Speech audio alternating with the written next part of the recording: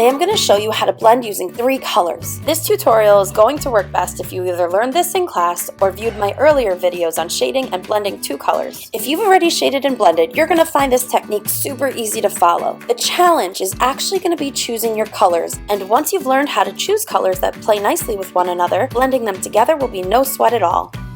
We've already introduced some color theory, and we're going to continue to use it to choose our colors. And what I want you to understand is that color theory gets super complicated. My strategy to teaching color theory is to take very complicated ideas and make them as simple as I possibly can. Then I build on those ideas once I see that they're understood. You might feel you need to watch this video a few times to really understand the color theory involved. And that's completely normal. It's why I make these videos in the first place. When I do live demonstrations with all of this information, students always need refreshers and reminders because it's a lot to retain just seeing it once. This lesson is very rich in information, and I do go through it pretty fast. I would recommend watching the whole thing through once before trying anything, then going back and pausing and rewinding as you need to. The color theory you're going to learn applies through all walks of art, and just remember the blending technique I'm sharing works best for Crayola colored pencils. So let's get started. If I take a look at this space right here, I used red, orange, and salmon. If you remember from the last video, I chose these colors using monochromatic color theory. It's a dark and a light version of one color. The main color I used was red-orange, and salmon is what I chose to make it lighter. Let's take a closer look at the value scale so we can really understand why these colors work. Red-orange is a hue. A hue is a color on the color wheel. A shade is that color plus its complement to make it darker, and a tint is that color plus white to make it lighter. Salmon worked out so nicely because it looks like if I imagined white added to red-orange, it would look like salmon. If I want to blend a third color in, I have 2 choices. I could find a color that's even lighter than salmon or a color that's darker than red-orange. When I look at my 50 pack, I don't see a color that looks lighter than salmon, so I'm going to look for a shade of red-orange, which could be maroon. So adding maroon gives me a dark, medium, and light version of one color. I always want to start with my darkest, so I'm going to start with maroon. Blending with 3 colors is not much different than blending with 2. The only difference is instead of leaving white space for one color, you're going to leave enough white space to fit 2 more colors in. Shade dark to light to nothing with your darkest color first. Remember to color in ellipses, overlap the same spot, apply full pressure at the beginning, and then ease up as you get further away from that dark value. Here you can see I've gone dark to light, but I've done it in a shorter amount of space, so I have room for not just 1 more color, but 2 more colors. Before you move to the next color, just be sure that you're truly fading into that white and that your dark value is as dark as it can be. Once you finish the darkest color, you're ready to move on to the medium color, which in this case is red-orange. Apply full pressure to the entire dark value with your medium color. This is the same as blending with 2 colors, but instead of covering the entire space, you're going to shade lighter and lighter into white. Here I know when to stop coloring full pressure with the red-orange when I've completely covered over the maroon and I see no more maroon shading under the red-orange. Remember, your goal here is to have a nice smooth transition, and it should really shade to white before moving on to your next color. The next step is to apply the lightest color. Apply full pressure to all of the white space you have left. This includes all of the light values in your medium color, but not the darkest color that you first colored with. When you're done, you'll have a beautifully blended shape that's entirely covered in colored pencil, 3 different colors, and in this case, chosen using monochromatic color theory. Another way to choose colors is by looking at the color wheel. Say I want to use violet or purple. Violet and the 2 colors next to it are analogous colors. I can use any 2 of those 3 colors to blend together. I'm going to choose red. However, I'm not the biggest fan of red and violet together, so I'm changing it to magenta. Remember, magenta replaces red on the color wheel.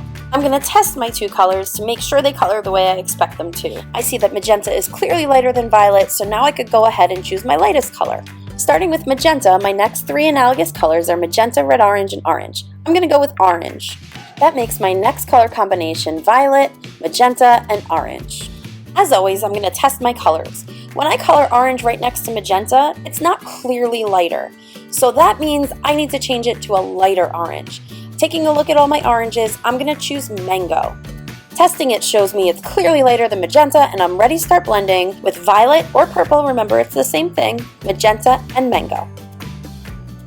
Again, I'm starting with my darkest color, which is violet, and shading Easing up on that pencil, lighter and lighter, leaving plenty of room for my next two colors.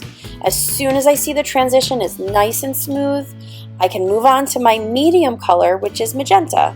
Now I'll color full pressure over all the violet. As soon as I see that the magenta just looks magenta with no purple underneath, I'm going to ease up on pressure and get lighter and lighter into white. Remember to leave a nice white space for your lightest color. My lightest color is mango, so I'm going to apply full pressure over magenta but go nowhere near the violet. I'm completely covering and filling in all the light spaces I left in the magenta, filling in full pressure all the way to the end, leaving me with a 3-color blend made with analogous color choices. The third and final way to make color choices that I'm going to share with you today is by mixing and matching the 2 color theories we just went over, monochromatic and analogous. You can choose your first 2 colors using one color theory and then your third color using the other. For example, I want to use magenta in my next space. So I'm going to start off using monochromatic color theory to choose a light magenta or a pink. Instead of choosing my third color with monochromatic color theory, which would be a dark magenta or a lighter pink, I can look at the color wheel. Let's take a look at all the analogous options surrounding magenta. We can work our way up to orange or down to violet. I know I'm going to have trouble finding an orange in my 50 pack that's lighter than pink or darker than magenta, so I'm going to head in the direction of violet and choose orchid, which is like a red violet or bright purple. When I put it next to the magenta and pink, it is clearly darker than magenta, so I'm using orchid for dark, magenta for medium, and pink for light. Always start with your darkest color, so I'm starting with orchid, and then I'll blend into magenta and then into pink. At the end, I'm just going to show you something that you can always do. To make something like it has a natural highlight, or just to make it look like it goes lighter than a colored pencil you can find in your 50 pack, instead of applying full pressure to the end with your lightest color, you can shade lighter and lighter with it. Then apply full pressure with a white colored pencil over all of the light spaces in your lightest color for a solid look. This is going to make it look like it fades to the lightest color possible, or a natural highlight. You can also go back and work into some of your darks if you feel like you've lost them. Let's go over one more mix and match example with colors that get kind of tricky. I'm going to start with analogous colors, so let's look at the color wheel. The colors violet and blue are analogous colors, so they'll blend nicely together. But with Crayola pencils, blue and violet are both very similar in value. I want to make sure that one is clearly darker and one is clearly lighter. This time, I'm going to choose a darker blue and a lighter violet. So I'm going with the color navy blue and the color orchid, which is very much like a light purple or a red violet. Now I really want this to be a mix and match example, so as easy as it would be to continue up the color wheel and go into magenta or pink, I want to choose a monochromatic color, so that would be a color lighter than orchid, as if I added white to orchid. And there is not one in my Crayola 50 pack. Which leads me to talk about this pencil, Pale Rose. Both the name and the color painted on the outside of the pencil imply that it's a soft, beautiful pink. But when you color with it, you get a color that looks something like this.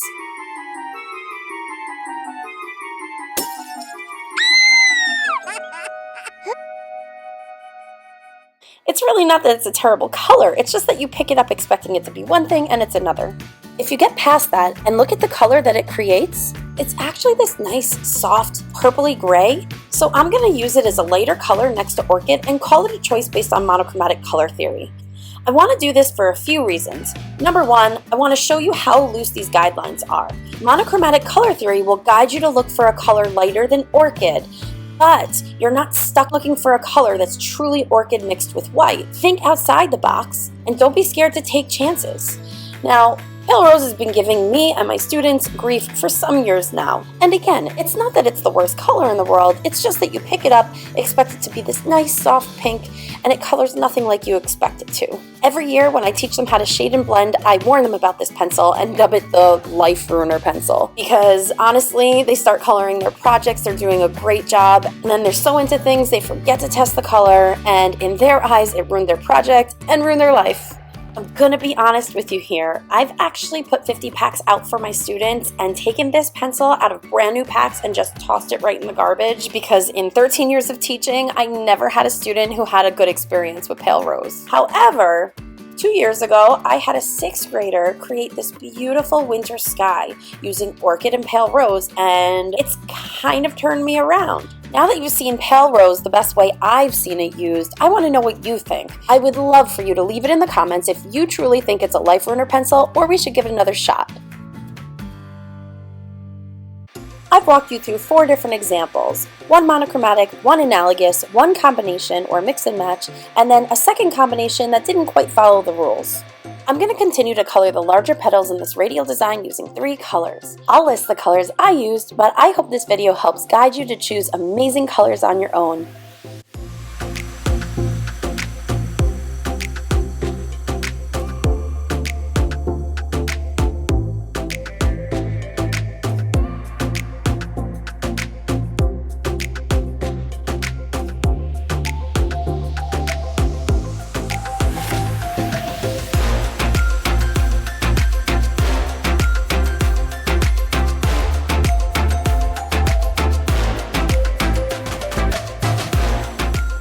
Experimentation really is the best way to learn. I hope this helped you learn how to blend 3 colors together, make good color choices, and I hope you take all the information I gave you and run with it. In the next video, I'm going to finish this radial design showing you how to use colors that aren't on the color wheel. Black, browns, and grays.